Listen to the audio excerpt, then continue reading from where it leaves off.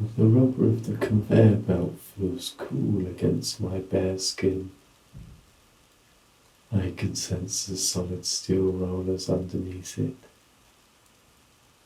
Oil and grease hang in the air. I've never liked my body. It's not just the fat, but the fat is a big part of it. The sensation of flesh spilling over my belt, poking through the button gaps of my work shirt,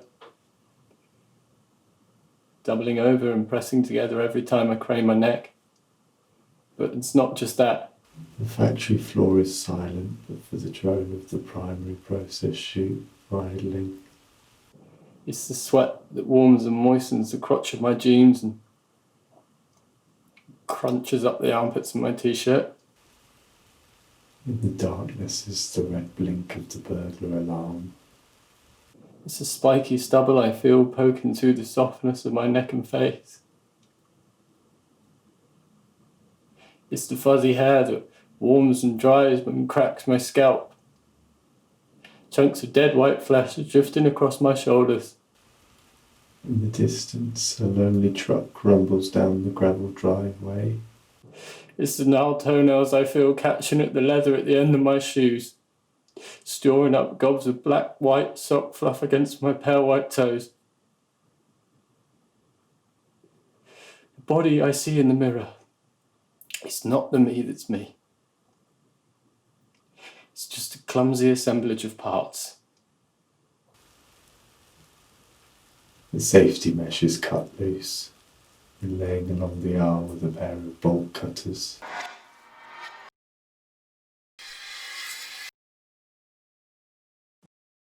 I've always felt jealous of the sleek and efficient machines at the recycling plant.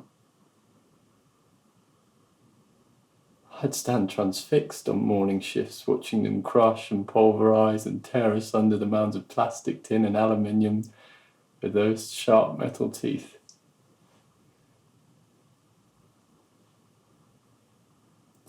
No wobbling flesh, no aching lumber, no panting breath, just gears and cams powering an unfeeling fury. I stretch my arm around the front of the control panel, walk my fingers along the dials till I reach a large red button, press it down. I feel and hear a roar of life. Gym plans, personal trainers, BMI indexes, collagen injections, anti-dandruff shampoo, pedicures, citalopram, cognitive behavioural therapy. The toes are the first to go. The metal teeth effortlessly pull apart the nails and crunch the phalanges. I feel patches of skin yank free and slap wetly against the dented sides of the chute. The feet fall apart like pulled pork, callous chunks flopping into the bin. The legs start to go, shards of tibia cracking off like hard candy. Sinews pop out and spin round the rollers with spaghetti-like motion. It gets to the stodgy deposits of dimpled fat around the thighs and they give way, vaporizing between the rhythmic rolling of metal on metal. It gets to my wide middle and the pretzel bone of my hip gives way with a weak crunch. The teeth haul in the jellied scraps of my buttock into the mounting heap of what was once my lower half. As I listen to the detritus of myself pile up with squelches and splatters at the bottom of the aluminium chute,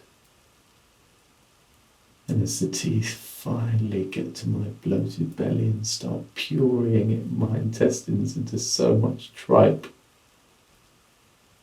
And as I feel my consciousness start to fizzle away, I think how strange it is that for the first time